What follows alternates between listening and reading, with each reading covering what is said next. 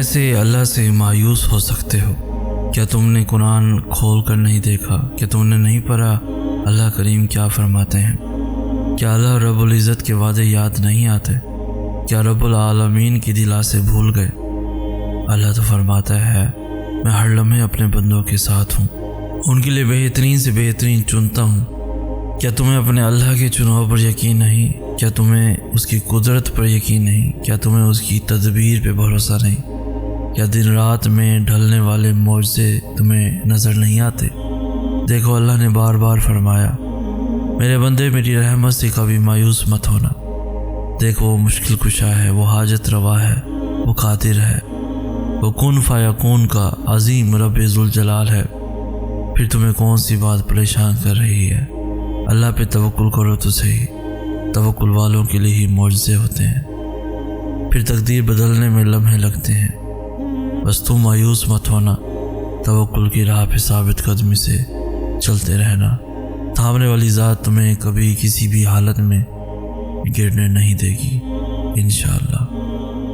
جب جب تمہیں کوئی خواہش ناممکن سی لگنے لگے اور نا امید ہونے لگو، صبر کرنا مشکل ہو جائے، تو یاد رکھنا جو تمہیں ناممکن لگ رہا ہے وہ اس کے لیے ممکن ہے۔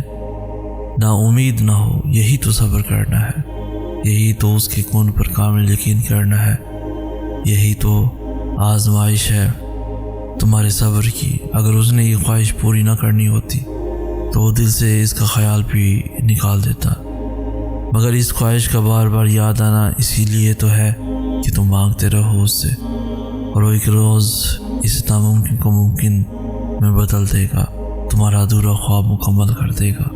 ایک روز تمہاری آنکھیں دعاؤں کی قبولیت دیکھیں گی، یقین رکھو اس پر۔ تکلیف ہمیشہ ایک جیسی تھوڑی نہ رہتی ہے، کبھی تو ایک ایک لمحہ گراں گزرے کہ فقط ایک رات کاٹنی مشکل ہو جائے، اور کبھی آسانی ہی آسانی۔ مصائب اور آزمائشیں تو سب پر آتی ہیں، کوئی ان سے ہیرے کی مانند نکھرتا ہے تو کوئی اپنا آپ ہی کھو دیتا ہے۔ وہ آزمائش جس میں آپ ثابت قدمی سے ڈٹے رہیں اور رب کی نافرمانی سے بچے رہیں، زمین سے اٹھا کر آسمان کی جنتوں کا وارث بنا دیتی ہیں۔ درد ہے، تکلیف ہے، نیند آنا محال ہے، اپنے رب سے شیئر کیجیے۔ تکلیف راحت میں اور بے چینی طمانیت میں بدل جائے گی۔ اپنی بے بسی اور غم کی فریاد اپنے اللہ سے کیجیے۔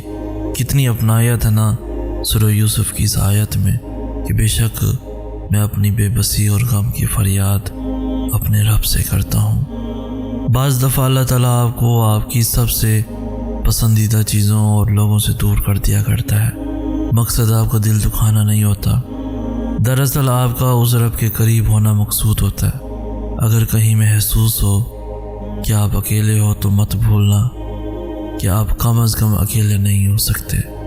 اللہ تعالیٰ کبھی بھی کسی کو اکیلا نہیں کرتا۔ دل کی گہرائیوں سے پکارو اس سے۔ آپ کی ماں آپ کی ایک پکار پر اتنا تڑپتی ہے تو وہ کتنا پاس آتا ہوگا۔ کبھی امید نہیں کھونی، کبھی اداس نہیں ہونا، کیونکہ وہ کبھی امید توڑتا نہیں ہے، وہ دلوں کو جوڑنے والا ہے۔ اپنی دعائیں اور صبر جاری رکھو، اور اب تمہیں جلد ایسے نوازے گا کہ تمہاری جھلسی ہوئی روح صحت یاب ہو جائے گی۔ وہ تمہاری بنجر زندگی میں اپنی رحمت کی ایسی بارش برسائے گا کہ تم ہر طرف باہر دیکھو گے۔ بس اس کی ذات سے نا امید نہ ہونا۔ بڑی طاقت رکھی ہوتی ہے اللہ نے ٹوٹے ہوئے دلوں میں، اور جب ان دلوں کا ایمان بھی اتنا ہی طاقتور ہوتا ہے نا کہ ان کے دل ریزہ ریزہ ہو کر بھی بکھر کے بھی اللہ سے مانگتے ہیں، تو پھر کائنات کی کوئی بھی قوت ان دعاؤں کو نہیں ہرا سکتی۔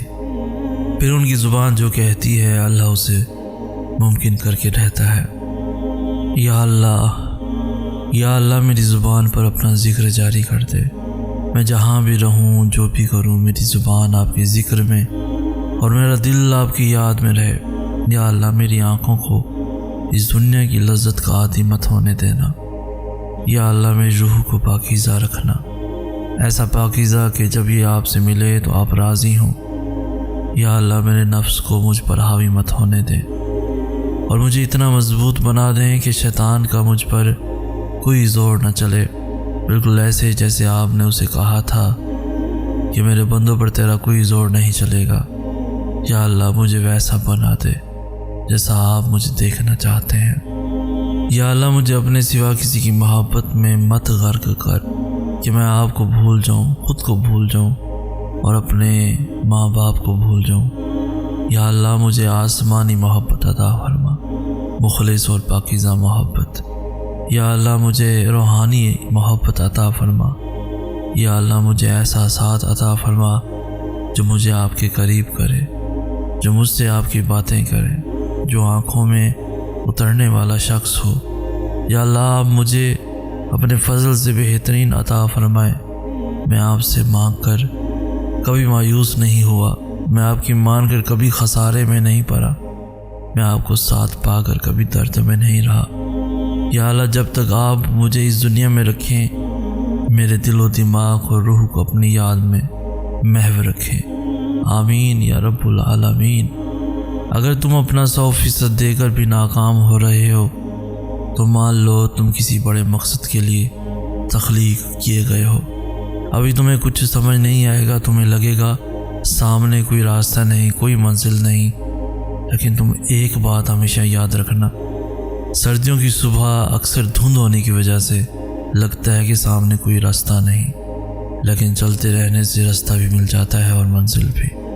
جیسے علم والے اور جہل برابر نہیں ہو سکتے، جیسے اندھے اور دیکھنے والے برابر نہیں ہو سکتے، اور جیسے زندہ اور مرنے والے بھی برابر نہیں ہو سکتے، ٹھیک اسی طرح چلنے والے اور بیٹھنے والے بھی برابر نہیں ہو سکتے، ہمت ہار جانے والے اور بلند حوصلوں والے بھی برابر نہیں ہو سکتے۔